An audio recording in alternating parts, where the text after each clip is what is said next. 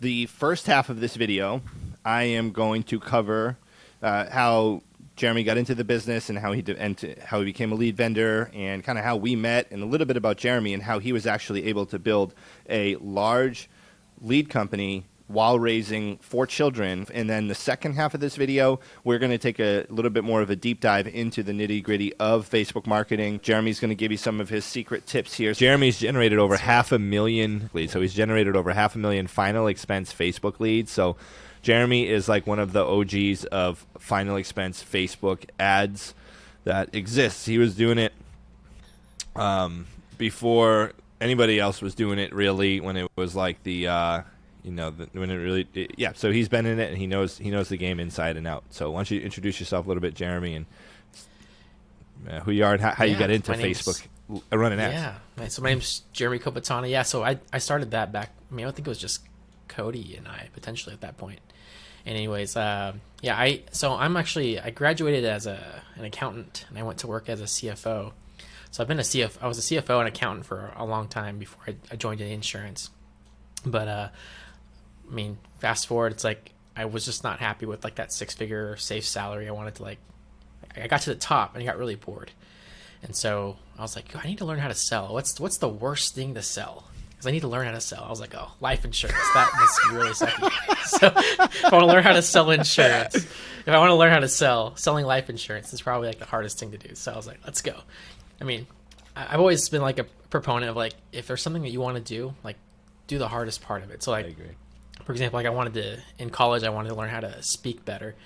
I used to have like a stutter. It was really bad. I was like, you know what? I enrolled in a presentation speech class in college. It was terrible, but it really helped me like find my voice more, right? So it's like, hey, life insurance, let's dive into it. So I answered an ad, got recruited, took my life insurance exam, passed.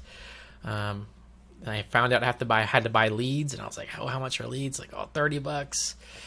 It was tough, and I was like at a 50% comp back then, and it was just a struggle, man. But I fought on the phone a lot. Then I ended up failing. Went back to a job, and I'm unhappy again. So I got back into the insurance game again. But then at that point, people were offering higher comp, and so I found an organization that was offering higher comp, and then I was using their leads. And then I got to the point where I was doing pretty well, and my wife and I decided we wanted to move away from where we were at. We live in Kansas City, Missouri. My family lives in the Midwest, in Oklahoma, and we're like, let's move somewhere, because like with life insurance, like as long as there's leads in the area we move, like we can live there and sell, right? So I looked in the map to see where like where the lead inventory was, and I saw this little town of Boise, Idaho had like a bunch of these leads that were aging. Like, no one was buying them. Like, they were fresh leads, aging. And I was like, oh. So I spent like a couple grand, bought some leads, flew out there, and got a hotel room and a rental car and started selling insurance out there, and really fell in love with the place. And so we decided to let's move out here. And so I ended up like trying to reserve an area, because for direct mail you had to reserve an area to get leads. And so I put a $2,000 deposit on a couple counties in Boise, Idaho, Ada County, Canyon County, and we took I had 2 boys. They were both really young at the time, and my wife. We flew out here, put a deposit on a house, and I was waiting for my direct mail to come in. I put it in like right before we left, and so 4 to 5 weeks fly by, because with direct mail you have to wait 4 weeks minimum before you get any lead back. Because I mail it out, it comes back, and they trickle in. So like 4 weeks go by. Okay, the next rent is due. Still no leads. So I call the lead company. They're like, oh yeah, it's coming. And another week later, no leads. I call them, and they're like, oh, we actually gave your territory away to somebody else. And so they had been sitting on my money, and then someone else had the territory, and I was out of leads. I was like, oh my gosh. And so from that point forward, I vowed to like never rely on just a lead company. That's when I started diving down this digital marketing route. Ended up generating leads, and I stopped my direct mail, and my upline was like, you're producing pretty regularly, $5 grand or so a week, like consistently, and yet you're not buying any direct mail. What are you doing? I'm like, oh, I have my own Facebook leads. And he ended up offering those leads to his agents. And before you know it, the demand out for the leads grew. And I had to decide, okay, do I go down the lead route or do I continue selling insurance? And so I decided to sell leads. And so that's how I kind of got into the space. So a little long, but it's a crazy ride. Awesome, man. So what do you like more about selling leads and selling insurance? And then what do you like more about selling insurance and selling leads? Oh, man. In hindsight, I think if I were to just have been an agent, I'd probably be a lot further than I am now, because I enjoy selling leads. So I like helping agents like have good quality leads. Like the one thing I figured out as I've been in the lead industry, it's like even direct mail. Like when I was buying direct mail, you want to call the freshest leads, and so I'd get my 20 leads a week or 25 leads a week. And I would call the lead company, like, oh yeah, we have like 60 in inventory. So like they're just trickling them out to me when, I have 60 leads that are fresh, just waiting. They're just like waiting to give them to me every week. I'm like, so I got to the point where I would just like pay for them all. I'm like, give it to me now. Yeah, exactly. Like, why wait? Why wait? Oh, and so God. like, your fresh direct mail leads on your GMR, on your territory you reserve aren't exactly like Wow. fresh, right? Huh. So I got that's one of the things I was irritated by. And even like with Facebook or internet leads, it's like, how do you know it's only one agent calling him, or how do you know the ad Oh, that yeah. they're using? Like there's so many times I hear agents like, oh, like they thought it was a sweepstakes, or it's just. And so like for me, being someone that uses good ads, it's like it's tough, because you have to like, all the agents are already kind of like they don't like lead companies just because they know like this happens all the time. And even though like I have a good product, it's hard to sell it for what it's worth, because it's so many lead companies just go for profit versus value today. Yeah, exactly. Volume. Yeah. So cool. Yeah. I mean, yeah. Lead company always is trying to like, I want to get the cheapest lead possible and sell it to you for the most possible, but keep you buying as often as possible. So there's that balance that they're trying to do versus Yeah. if you own your own lead, like you don't necessarily care about the cost per lead, but the cost per sale is more important. So if I can get 20 leads, but I make 2 sales, and I have 10 leads and I make 4 sales, it's like, of course the 10 leads is going to cost more, but it's hard to see that value when you don't trust the vendor you're working with, right? Yeah, exactly. That's a big deal. And that's like us here, since we provide leads to all of our agents. For us, it's more like, what's the cost per acquisition? Like, what's the cost per sale? Because that's really what it boils down to. And so anybody watching this, like, the cheapest lead is not always the best lead. So keep in mind too, you're watching your cost there. So I know you mentioned that you transitioned from. Now, did you have your kids when you left the CFO job or your accounting stuff? Yeah. So I just had my second child when I was at the CFO job, and I left that. And that was tough too. Like I was a young CFO, and private equity company owned the company, and they wanted to do a few things with the books. And I was like, I think I'm the fall guy. So I decided, okay, I need to get out of this, this organization. Yeah. Right? Yeah, for sure. But still, to go to like a job like that where you have a salary, and I'm sure you could have applied for another position and got it because of your resume. Yeah.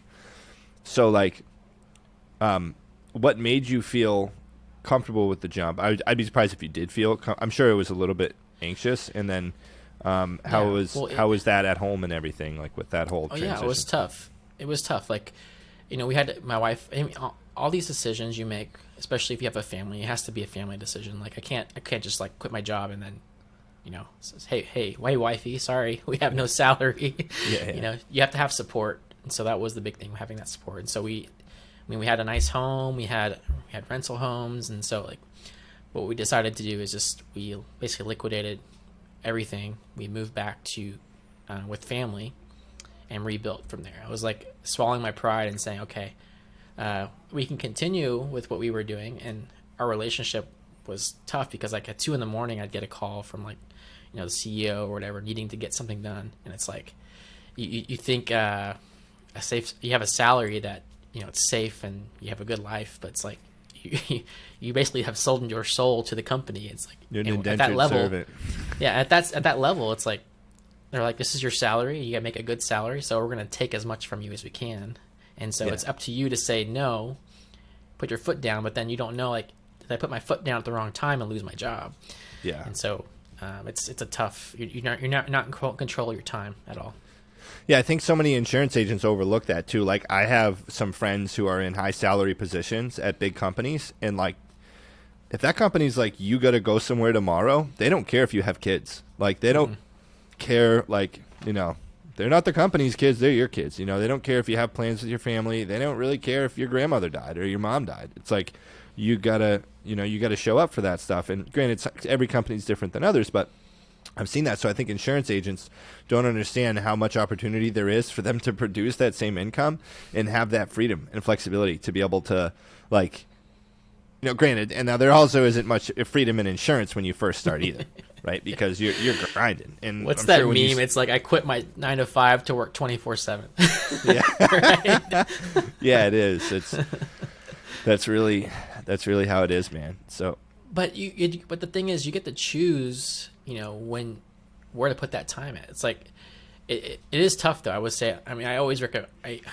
Whenever an agent always asks me, like, should I go full time or should I not? I always tell them, like, you should start part time, because unless you're really good at your schedule, it's like, Yeah. dials suck.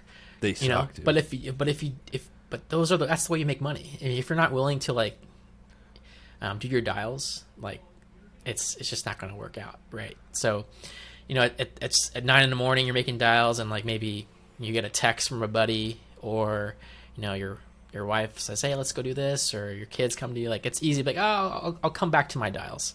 You know, I have freedom of time, so I'm gonna go, you know, hang out with my family. And it's like, if you don't have the discipline to, like, make those calls when you're supposed to make them, then you will fail out of the business. It's just it's just a fact. No, 100%, man. And the thing is too, like, for us, we're telesales, so like, if you don't dial, you know, that's the biggest thing. And call reluctance is such a big thing for a lot of people. So, and then, you know, what's funny too is that an agent here, and if any of you guys are getting into telesales, by the way, I'm with Senior Life Services. We do 100% final expense over the phone. And if any of you are getting into telesales and you're in customer service, it's funny, I never thought about this, but there's a girl who works here, and when we were in Mexico on our trip, she was like, yeah, you know, it was weird when I started because I come from customer service, and there was things I couldn't say to customers on the phone, or I'd get fired. So she's like, I remember being coached, and they're like, say this, say this, say this. And she's like, I can say that?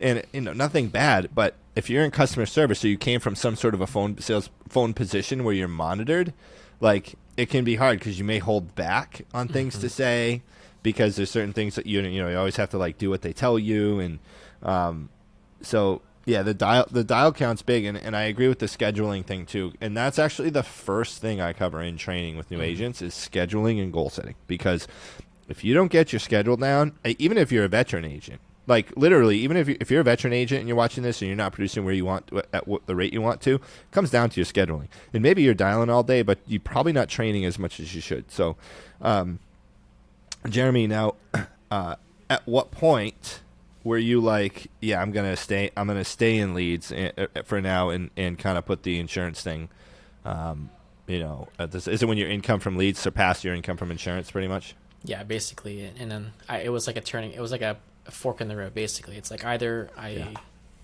don't have enough time to, because, like, I'm not fully serving either, right? I'm not really a fan of, like, I struggle at this. I mean, any entrepreneur does, but, like, split focus, right?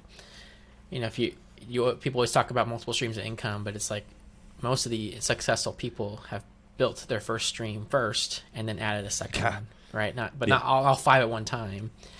Yeah. And so at that point, I was like, well, I'm not fully serving the agents that need leads because I'm selling, and then I'm not fully serving my clients or the leads that I get that are request. I mean, if you think about it, people are requesting you to call them to get insurance. Like, they need it. Like, you know, it's like, so if I'm not calling all the leads, like, there's at this point in your career, I think, where you don't treat it as just a lead. You treat it like as this is a family asking for help. you know, Yeah. because I've also often called a lead that I didn't hammer, you know, the first few weeks, and then they answer the phone and like, oh yeah, they just passed away. It's like, man, like, It's crazy. was that my It's happened fault to for me, not too. like reaching out aggressively enough to get them on the phone and to get them covered, right? You know, they may not have qualified, but you know, I should have not been that person that put myself in that position. So, but yeah, I got busy enough to where I had to decide what to do, and so I went down the lead route. Cool. And guys, so for anybody watching this, Jeremy is, so where Jeremy just said he's not a big fan of split focus, that's something I have to work on a lot because my mind runs so fast, and I think I'm learning to schedule in thinking time separate from like doing time. John Maxwell's books help me with that, but Jeremy is big on giving full focus to certain things, and I've seen this from him the years I've known him. Like when you do stuff with your family on the weekends, like it's family time.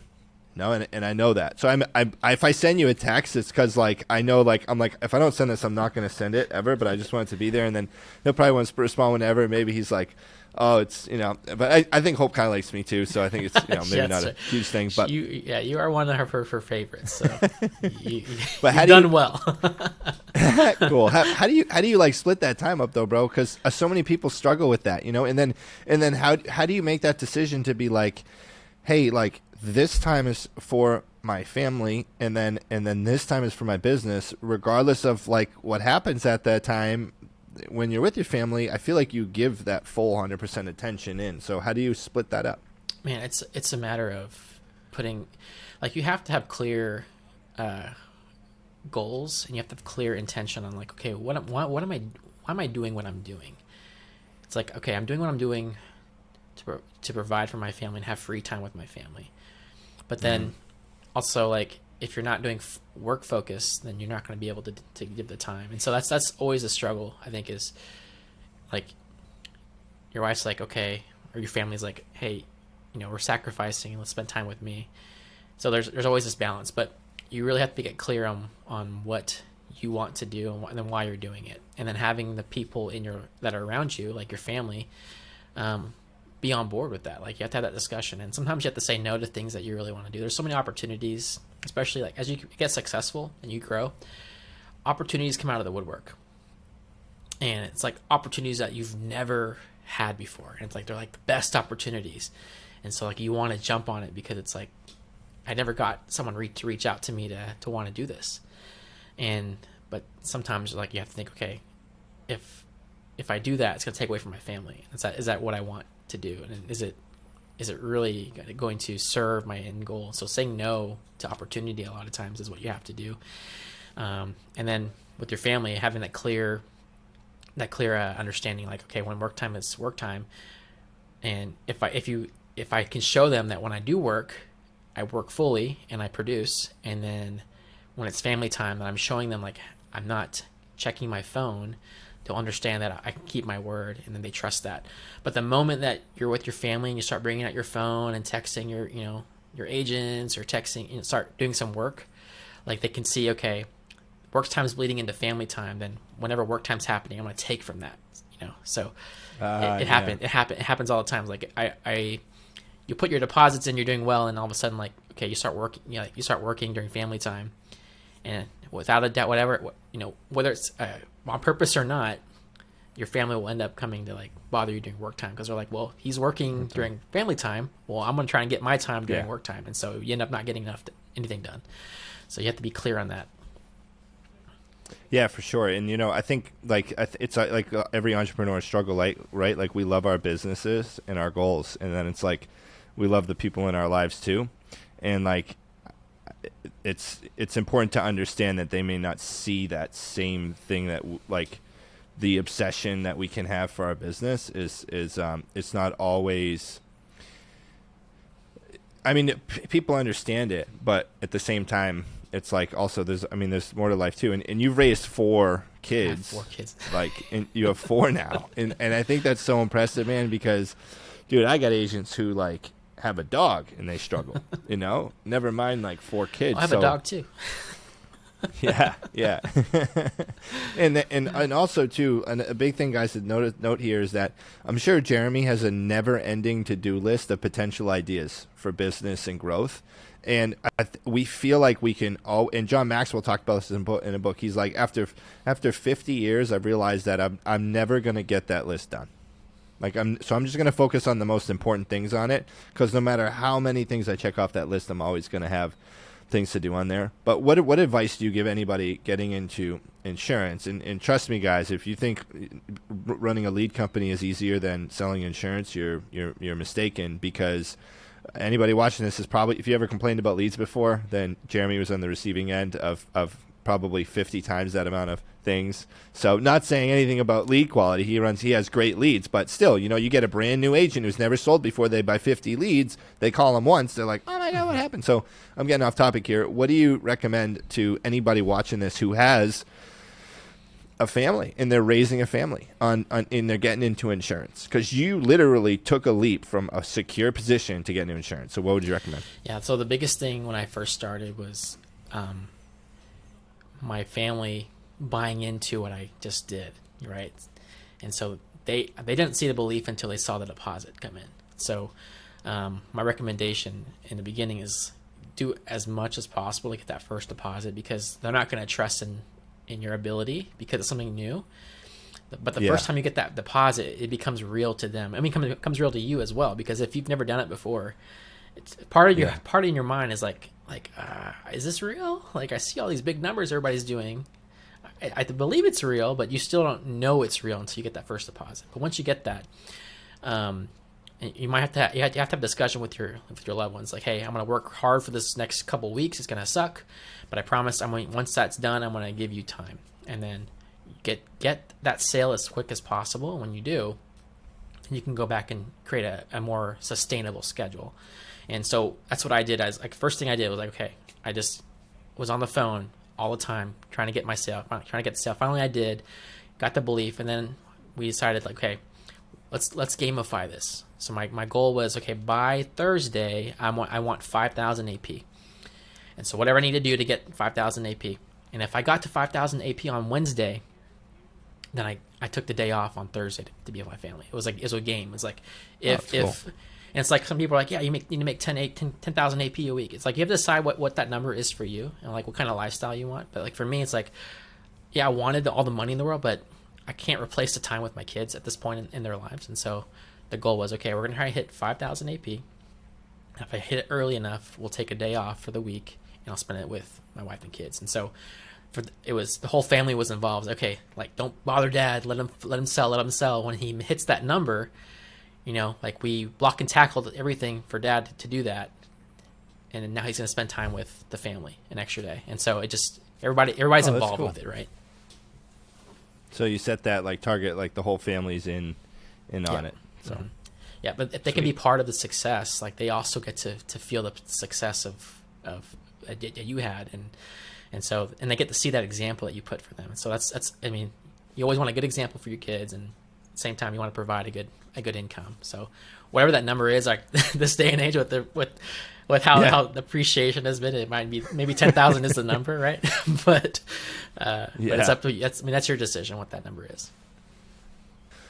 So what do you have planned for your business over in the near future of things that you could provide to help agents and grow? And just like what do you have planned in the near future for your business? So I mean, gosh, like I've done really well with the Facebook ad space, and so one place that we're working really that we've recently cracked are like the YouTube ads. Like those are going really great.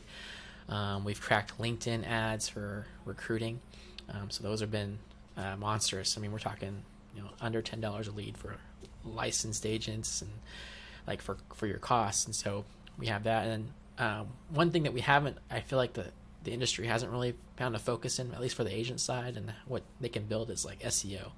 It's like if you can build a brand for your agency or for yourself, and you can get found on search engines, whether it's a lot of these social platforms are going towards SEO as well. Like you can do search-based stuff on TikTok now to find content you want. So they're all like kind of mirror this YouTube model of search-based content. It's like, what if you can do search-based SEO for yourself as a brand. So we've invested in that, and we're getting close to figuring out like the best way of doing SEO as an agent, whether you're trying to recruit and build a team or if you're trying to sell insurance. So that's the next stage, because once you build that, I mean, that's an engine that's going to just work for you. I mean, you know this yourself, Justin. You're like, the YouTube channel you've built has been like so successful, and I mean, I can't imagine how many leads you get every single week or every single day. Yeah, no, seriously, and it's for people asking all types of things, you know. So that's really cool. So now for your own personal development, right? I'm sure that you take a lot of time to learn things. So like, well, let me just ask you about the SEO thing first, real quick, because that's super cool. So like, what would it look like? It would be so agents could help themselves rank in searches for either recruiting or selling, and yeah. For. Okay, cool, awesome. Yeah, I mean, it's my belief that, I mean, like everybody, and recently I think Ed Milet and Rory Vaden, which is really great at personal branding, they had this interview talking about personal branding, and it was just so funny that came up, because I mean, everybody, one thing he said is like, if you have your own blog, like to the normal person, that's just like being a New York Times best-selling author. Like they've done the studies, like.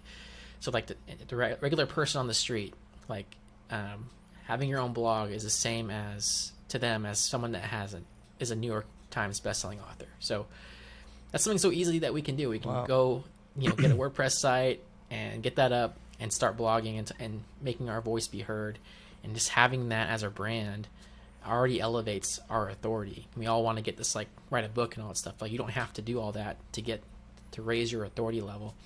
And in addition, when you pair that with video content on the platforms that mirror a blog, like that, that's just like a sneak peek of what you can do, and just start attracting that person you want to work with, or that person you want to sell insurance to, whether it's if you're doing IULs or annuities or selling final expense or mortgage protection. You can be that authority in the space. You can be the person you want to be. Like, you don't have to have permission anymore. Like, you can go straight to consumer. Yeah, that's so true, and I see that with one channel I have. I have a channel where the channel you guys are watching now. I'd have another channel to reach out to agents in a different way, which I don't want to talk about that just yet. But I am on this channel. I like to kind of give everything away, and from the standpoint of trying to be an authority figure in a space, right? So I don't really think about it the same way some other people think about it. And where you're saying, like, people see you as an authority, that usually comes from expressing knowledge and giving it away. So that's super cool. So, and that's something I'd be interested in doing, because if I could go back to when I started, and I would have done more like marketing in that sense, whereas like I'm promoting myself. So you guys watching this, don't forget to do that, because if you do it every day for a consistent period, if you work on it every day, you don't have to post a video every day, but if you do something at least a couple times a week for a consistent period of time, then you're gonna you're gonna have more content than other people. It's a slow burn type of thing, but it's kind of like it's like fishing, where you got to catch the big one. You let it just sit there for a little bit and brew. So that's really cool, man. What are some of your favorite? If anybody on here wants to do any personal development, what would you recommend for them to do for any courses or books or anything that you think it would like help someone trying to grow? It's like, if you're if you want to get into marketing, I really love this book by Russell Brunson, Expert Secrets. I mean, this book has some crazy history to it. Russell Brunson, his name on it, but it has some origins with some of the biggest marketers, and it's just been added to and just been renamed. So that's a great book to get into. And I love like Ed Milet, Patrick Bet-David. I love Rory Vaden's another guy I really listen to a lot too. There's a lot of these bigger names in sales. I love listening to Grant Cardone as well. So a lot of these are popular names, but I would say like just plugging into that, because they give you insight into what your mindset, who you need to become to be that success. If you're seeking success, they give you insight on who you need to become to be successful, to be that person. Now, they probably aren't in the stage that you're in right now, so like you may not be able to take the actions they're taking right now, but it helps you see like who do I need to transform into to attract the success that they have, right? Yeah, how do I have to think? And that's what I love about books. It like gives you a glimpse into someone else's brain and how they think. And it's so cool. Like I'm reading a lot of John Maxwell books now, because if I could go back as well, guys, I would have worked on my leadership skills, because sales skills are great, but leadership skills will really help you grow a company and expand out and scale. So I'm really big on personal development, and I know you are always trying to learn. Like whenever I have like a tech question that I can't figure out, I'm like, Jeremy's got to know it. And you usually do. You usually come back with an answer like right away. You're either very good at research or already researched it. I'm assuming that both could be a combination of both there. Now, if you restarted as an agent tomorrow, what would you do? Man, I would dive into I'd probably do telesales, because I think that's like that's the wave of the future. I mean, it's always been there, but in the final expense side, it's a little bit newer, I guess you could say. And I would focus on I'd be building my brand at the same time, like, and training agents and building a team. Like, I mean, hindsight, like, yeah, like selling leads is a good business, but man, I think about like of all the leads, what premium those leads turn into. You know, I could sell the lead for a little bit of a markup, but like per lead, you're talking 5x to 10x our AP. And so I just look back, okay, 500,000 leads times, $200, what is that? And like how much premium would I have written, right? Or my team would have written. And so I don't like to do the numbers too much, because it depresses me. But in hindsight, like, part of me is like, okay, like honestly, find a mentor that you can work with. Like if you want to do telesales, find someone that's good at telesales and pour into them. And literally, like, I think one of our mutual friends, David, mentioned this, like, whenever in one of his videos. He's like, when I find a mentor and he asks me like, what color is the sky? And you're like, I don't know, what color is it?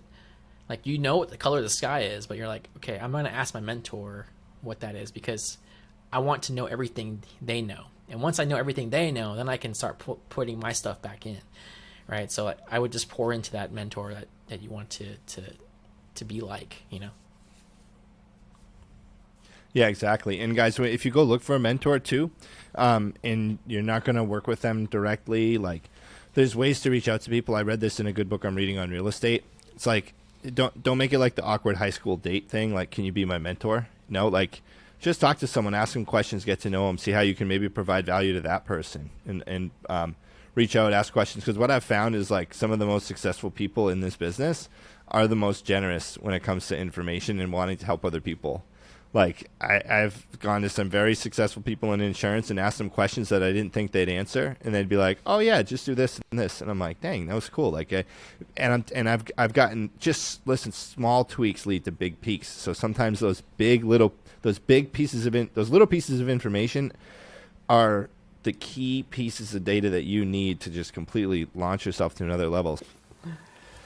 All right, cool. So we are actually, I was a pump fake. I did not mean to end that. Jeremy and I, we were just so worked up about this interview here that we both went and changed and came back. Just kidding. We brought you round two. We actually had 2 days of interviews built into this, because we realized there's a lot more value that we can process, or that we can provide. So, Jeremy, I get a lot of people asking me how they can keep their ad costs down on YouTube and their lead costs. So based on your experience, what are a few things that people can look at to drive lead costs down? Well, the best thing really, a lot of times when you start like a new program, like you're wanting to get leads right away.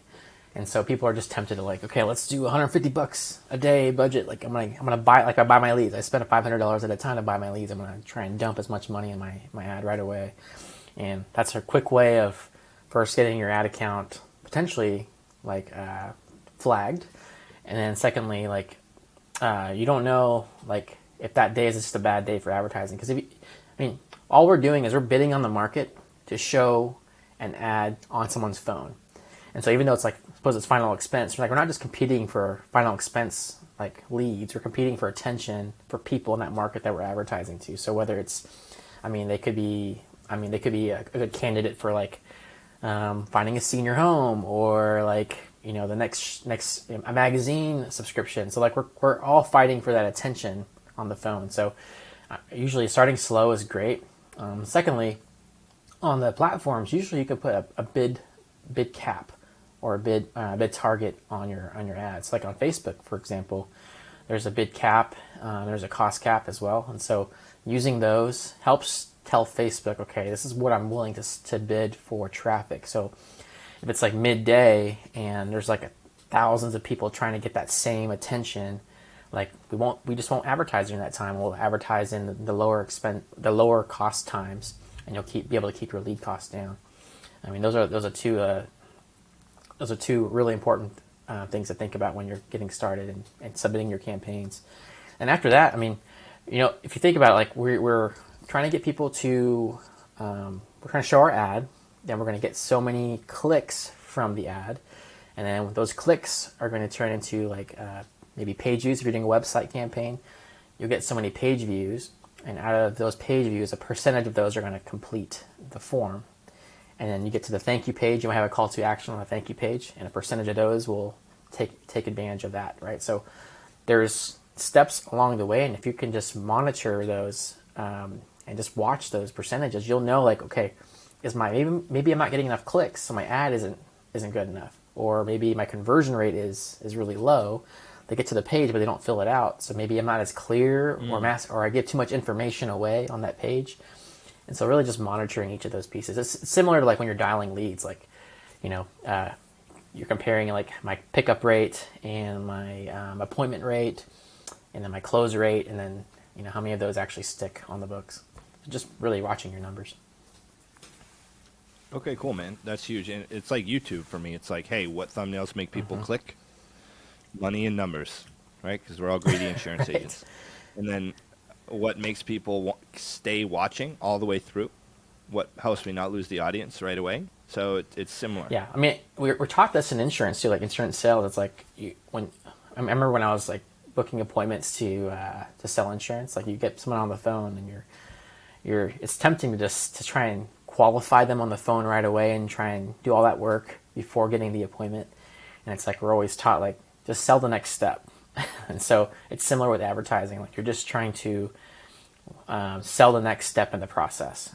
And if you just can stop, just take a step back and understand what all the steps are, we'll be able to keep our costs down or even get a better lead, get the better client, right? Sell the next step. So for me on YouTube, it would be like, hey, sell the idea of staying watching. Yeah. Okay. And what I'm going to sell you guys here is something for free. I'm not going to sell you anything. So I need you guys right here. I need you to subscribe to my channel, turn on post notifications, the bell, get the bell ringing, and then screenshot it. Put a comment on the video too. Screenshot it and send me a picture of it. And I will either give you a copy of my script or a copy of my template on how to build a relationship with your clients over the phone in a few simple steps. So thank you for that. So cool, Jeremy. So some tips there that you guys can apply right away to your ads if you're running ads. Now, what should people do if their accounts get shut down? Because I know a lot of people run into this. I've run into this, and it's funny because like I've had people use the same ads as like the rest of the planet, and their accounts get shut down. So when the Facebook gods deem it to be, how do they get an account back? Like, what do you recommend? It's funny. So I would say a couple years ago, or even a year and a half ago, things were a lot worse, especially during like the election time. Like you get shut down so quick, and it's just impossible to get your accounts back. But what I've noticed past 6 months, roughly, or about a year, is people getting their accounts back pretty easily. And you got to think about it, like what's the purpose, or what's Facebook's, like if you're advertising on Facebook or even YouTube, like what is their goal? Their goal is to make sure that their brand value stays high and they give a good experience for the people you're advertising to. Yes, they want you to advertise with them. Like I've had like accounts that we spent millions of dollars in get shut down. It's like, don't you want our $1 million money? But maybe we weren't giving the greatest experience for the end user. right? And I had some staff that would use my account to help me advertise, and so like Facebook saw that and was like, well, there's multiple people using the same account, like, so that's a risk, right?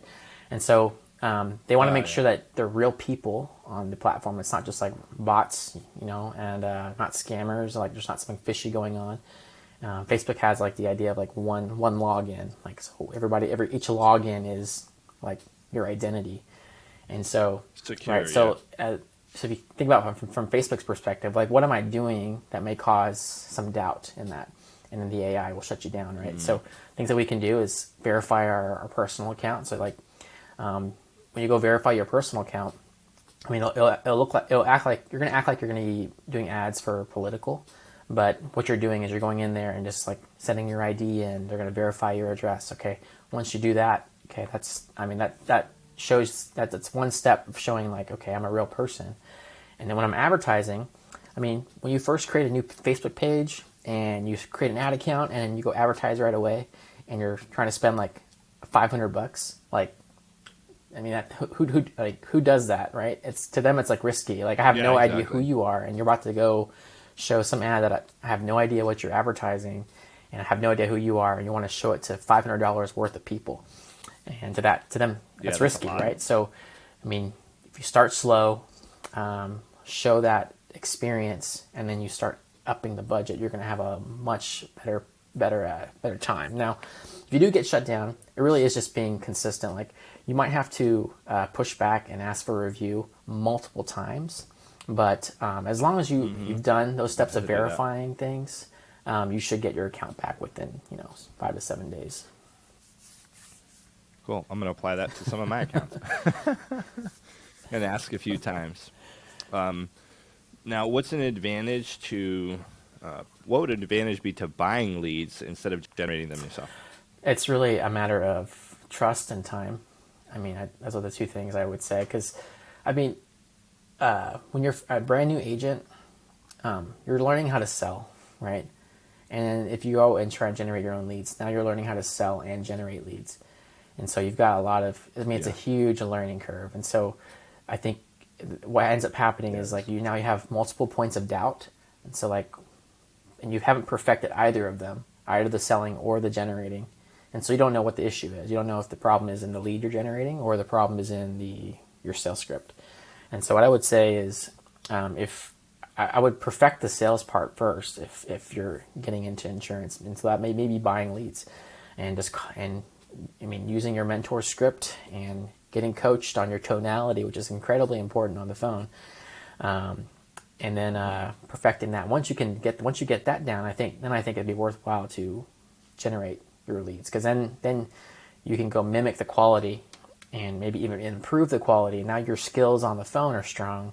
You'll be able to tell, okay, are the ads I'm using creating a better lead or not? Because you have a constant now. You have a constant that my close ratio is this. And so now you can actually judge whether my lead generation is actually profitable or not. Otherwise, you won't know where the holes are, and you'll just get frustrated and quit. Yeah, 100%. I agree. And I also recommend for anybody who's like, I want to get into telesales, I recommend you run like 30 minimum appointments, like sit downs in the field first, or like go, get some leads, go knock on their doors, because number one, you're going to get a higher return.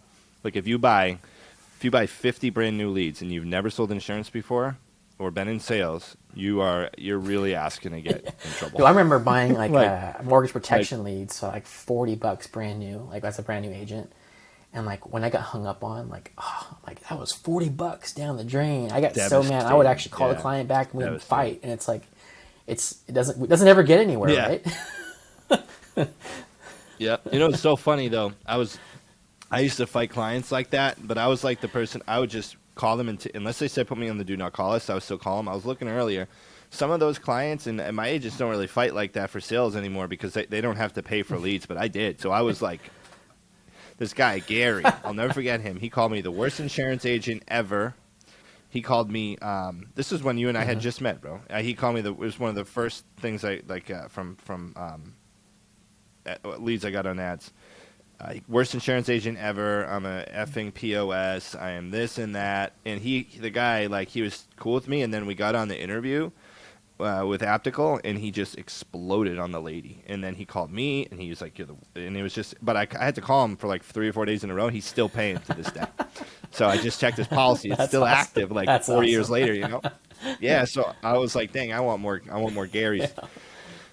Cool. Yeah, so guys, what he's saying here is if you're new, then go definitely buy your leads and focus on your sales. And I know some experienced agents, like we know a guy, Greg. I'm not going to throw last names around, but you know Greg. Yeah, Remember back in the he Yep. would buy leads, and I would be like, hey, why don't you learn how to generate them? And he'd be like, I don't care. I just want to buy them. I just want to focus on selling. So that was his thing. He's like, I'm just going to sell. So everybody's got a different outlook on it. Because listen, guys, marketing. If you want to get into running your own leads, like that can take up days of your time. Like your account gets shut down, and that whole day is gone trying to get your account back up, and it's stressful too because you're like, why are the costs up so high? And then you make a tweak, and then it ruins it, and it's like, oh my god, it was just a bad time to advertise. Right. So yeah, any holidays is bad time. So basically. Oh yeah, I learned that my first open enrollment period, especially with our which is a holiday for insurance agents. Well, I guess how you want to look at it, financial, not time-wise, right? So pictures, for I have people all the time. I recommend, hey, use pictures, but they're like, why not video? So, well, have you found any change in that on Facebook from pictures versus videos? Because I've found that the still images. Yeah, no. Typically. As far as lead costs go, still images have always converted better for some reason. I don't know the reason why, but now there, and then again, like if you've got your sales down, I wouldn't rate the cost so much of the lead. I would maybe test that against like the images versus the video, like which client is better, because maybe the video client is better. But from a lead vendor perspective, I don't get that feedback. True. So I'm looking at lead costs, right? So pictures are always better as far as lead costs go.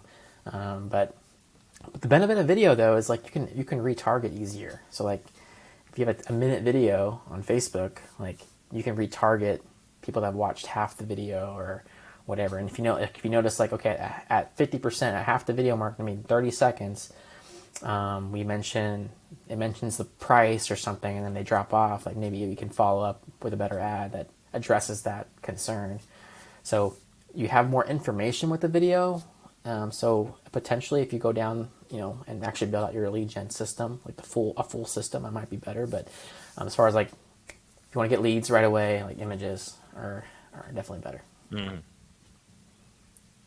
Yeah, for sure. And I know, like, since I've been dabbling in YouTube a little bit, my video's longer and my lead cost was a lot higher than I wanted it to be, but they're pretty high intent. Like when I got someone on the phone, there was no question that what they were on the phone about, and that it was, they watched a pretty long video. So cool. Now, let me see here. Oh, this is one too. So I ran into this. How do people get in touch with Facebook if they run into issues with their ads? Because I remember when I started, I was like, dude, I just like they're like, your account's terminated or shut down, and I'm like, okay, well, how do I get in touch with anybody? And they're like, email this or submit this. And so what are the parameters for that? So typically it's really just submitting a support ticket, unfortunately.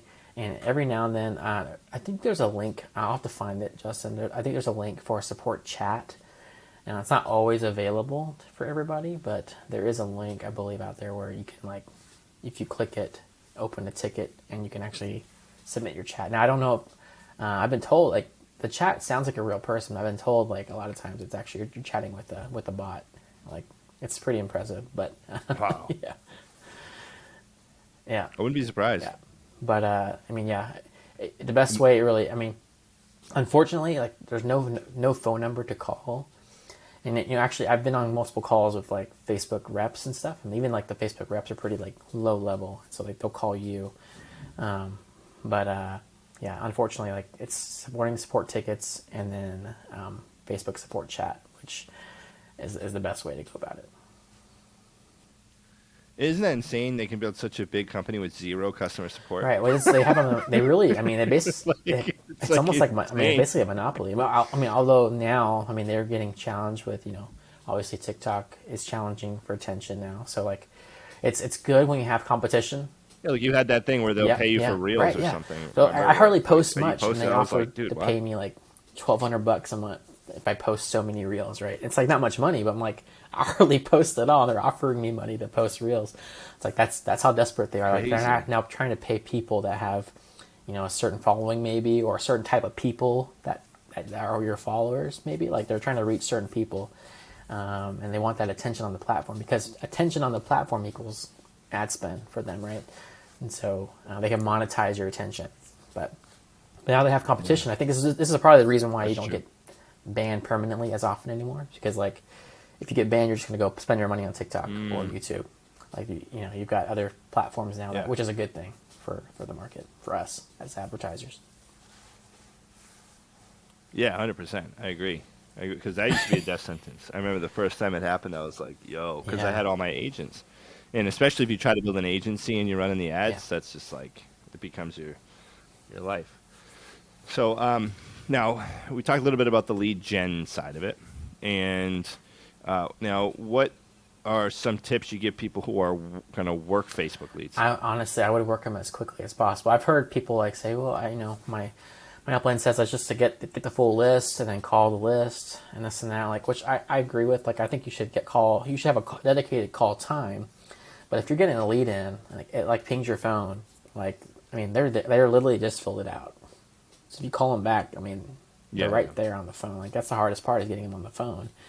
And so if you have the time available, I'd call them immediately, right away, because Facebook knows that they've filled out this form for this type of ad. They're likely going to show them a similar ad, in the next 10, 15 minutes, right? And they might fill it out again, think, oh, maybe I didn't submit it completely. I need to fill it out again. I mean, we're talking about seniors that are on the phone. Like, they're not always tech savvy, and so they're going to fill out it over and over again because no one's reached out to them. And so you may think the lead is shared. It's just like they're just serial form fillers. I remember like selling mortgage protection leads. I would go into someone's house and they have like copies of 6 forms that they had mailed back. I'm like, oh, that's like $50 for the lead vendor for each one. Like, Oh my gosh. so it's like we're all fighting for the Oh, same. God. Like, they're different lead cards. So each person's. Well, that's why they have territories. But even then, like, right? Yeah, That's but why, even we then, have like, territories. Yeah. it's the same like home purchase, or it's the same senior, right? So you got like 50 companies mailing the same person. And they're just like, oh, I'm going to fill out all of them and see who gives me the best rate. Yeah. Who gets Or, my house or, first? or like, I'm kind of lonely. I want to talk to somebody. No, someone's going to come to my house. Seriously. Oh yeah. Trust me, I've dealt with them. So, now guys, he's so right there. When you get those leads for Facebook leads, honestly, I don't care what your upline tells you. Call that guy immediately, like right away, because your upline's going to thank you once you get the sale. So I don't know. I know what you mean. Most people want the list. I feel like that comes from Direct people mail. if they're used to working like direct mail leads, because they're like, hey, I'm going to get all my leads and I'm going to go out. But direct mail, they fill out a card, they walk to a mailbox. Right. It takes work. Like, it takes effort. They have to put more calories. Yeah, there's like into it. I mean, if you think about it, like, it's 3 weeks. You get that lead 3 weeks later, and so whether you call them today or tomorrow, I mean, it's a day in 3 weeks is not a big deal. But if they're filling it out online, like, it's like you have it. Yeah, and dude, and guys, trust me, I'll tell you, you're still gonna get people who tell you they already took care of it. You're gonna get people who tell you they already have insurance. You're gonna get people who tell you they're not interested. You're gonna get people who tell you that they don't remember doing it when they literally did it.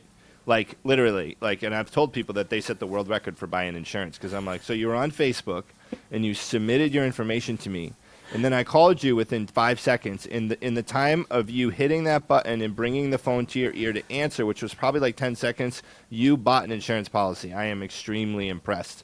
But I would just keep rolling on, and if they some of them would catch the sarcasm, and some of them would just be like, but yeah, so you're gonna get people who tell you that same crap, guys. So don't take it as like that's not real, okay? So call your leads as soon as they call you, as soon as they fill out the form. And then what you got to realize too, so there's this thing on iPhones, okay? And I've noticed a lot of YouTube leads have iPhones. Now, maybe it's because I have a longer video on my YouTube lead, but there's a feature called Silence Unknown Callers, okay? So you're gonna see it right here, Silence Unknown Callers.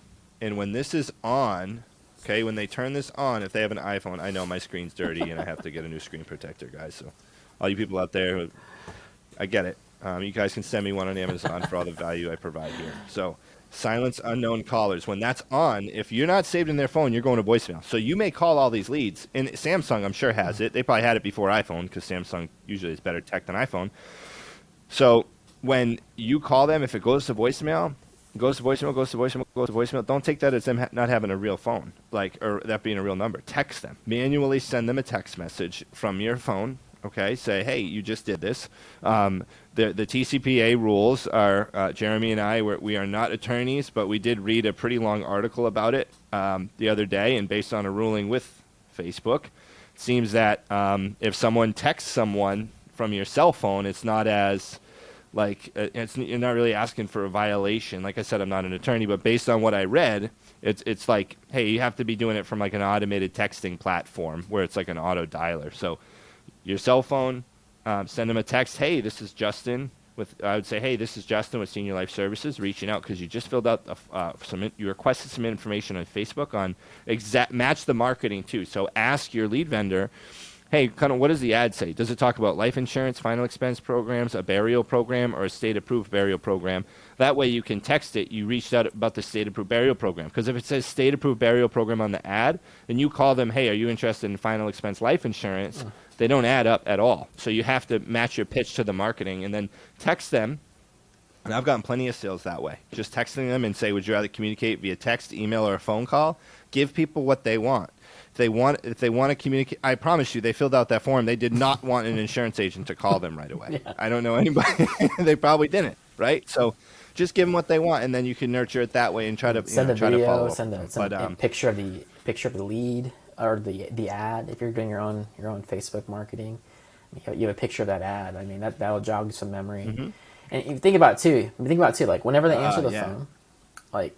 So suppose you go to like a Best Buy and like you wanted to buy like the newest Mac computer, and you walk in, someone says, "Can I help you?" Like, what's your gut reaction to say when they ask you that? Yeah, well, you're there specifically to buy a new computer. Like, you know what you want, right? And you could just be like, "Hey, this is the computer I want," and they'll go back and grab it, and you'll be out of the store in no time. But your gut reaction's like, "No, I'm just looking, just shopping." Right, and to that salesperson, you're like, okay, I mean, they hear it all the time, and they leave you alone. When if they were to press a little bit further, they could probably help you out. So it's the same way on the phone with these clients. I mean, they want help, but the gut reaction when someone's calling them, they don't know you, is like, no, I already got that taken care of. Yeah, if you guys listen to my most recent post with call recordings. It has me on the front with a big phone with money. It says, listen to these two final expense live transfer sales.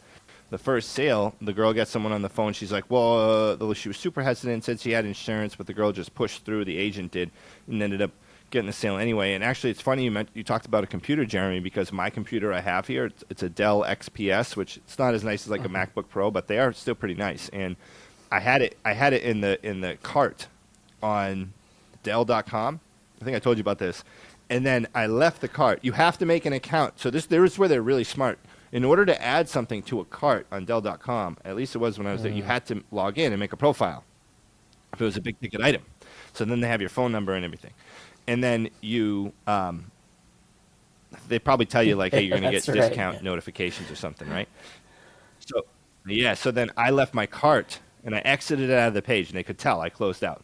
Or I was in the cart for long enough without doing anything, and one of the reps called my cell phone, a guy in India, and he's like, "Hey, I'm here to help you complete your transaction process on Dell.com." And I was like, "What?" It was just the coolest thing. I would not have bought the computer that day. I was so impressed. I was like, "Yo, that is like." You appreciate it as a salesperson and a marketer, but like the other customer, like if you're a customer and you really were going to buy that thing, you'd probably be like, no, that wasn't me. Like you'd throw out all these objections, but then. Once you build that rapport with the agent, you'll reveal the truth. Exactly. Cool, guys. So answer your leads quickly, and don't take everything that they say at face value as like legit. And so is that how you would approach working a Facebook lead? Like say you were like, okay, tomorrow I'm going to be an agent and I'm going to start selling some leads. Is that Yeah, how you would honestly, I would approach working find someone Facebook like leads? I would find some. If I was doing telesales, I'd find someone that's great, doing great at telesales, and I would listen to their calls and I would mimic that exactly. And then, and honestly, any objection they give you before you present anything is just it's just they're trained to get you off the phone. So you just have to be like patient and persistent. And I noticed like I have some recordings of dials I did when I was an agent, like for booking appointments, and people would give me objection after objection, or like, "What did you say? What did you say?" And I listened back. I was listening back the other week, and I was like, "Man, I was really patient." Like, I would use the same tonality, the same slow, clear voice, and mention it again without getting frustrated or irritated. And sure enough, got through, got the appointment, got in the home. So like, it's just a matter of like consistency, persistence, and just being patient. Really. Some of his secret sauce. Now it's not going to be not so secret sauce, but Jeremy's an awesome guy. So stay tuned. Watch the whole video. Also in the description, you're going to be able to see some bookmarks on some key points throughout this video that we have here. And if you look up right here, you're going to see another video that goes over some stuff that has to do with Facebook leads. So be sure to watch that next video, and thank you guys.